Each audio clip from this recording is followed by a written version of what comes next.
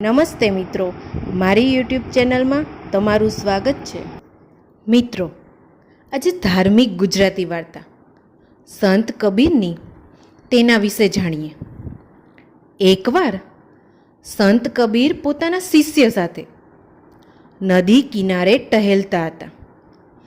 ત્યાં કંઈક જુદા પ્રકારના ધર્મગુરુઓ અને લોકોએ કબીરને કટાક્ષ કર્યો અને તેમની શિષ્ટાચારમાં અભદ્ર શબ્દોનો પ્રયોગ કર્યો.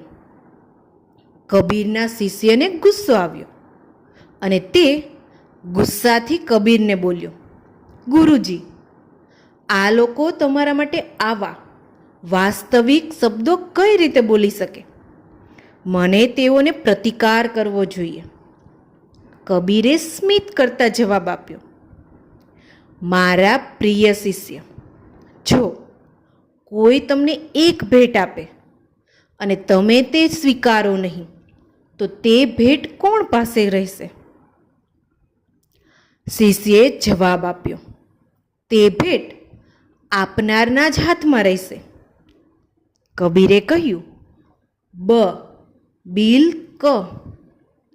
જ્યારે કોઈ તમને અપમાન કરે અથવા તમારા માટે કટુ શબ્દ બોલે અને તમે તેને સ્વીકારતા નથી તો તે અપમાન કોણ પાસે રહે છે? શિષ્યએ સમજ્યા અને કહ્યું, તે અપમાન આપનારના જ હાથમાં રહે છે. કબીરે કહ્યું, તો એ લોકોનો ગુસ્સો અને અપમાન તેમના જ હાથમાં છે. આપણે તે સ્વીકારવાનો નથી.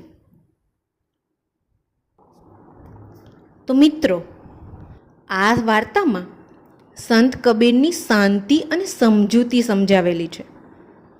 આ વાર્તામાં સંત કબીર અને તેમના શિષ્યના મધ્યના સંવાદમાં શાંતિ અને સમજૂતીનું મર્મ સમજાવવામાં આવ્યું છે.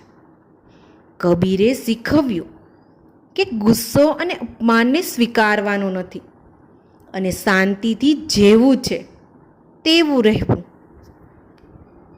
તો મિત્રો, આ વાર્તા તમને કેવી લાગી?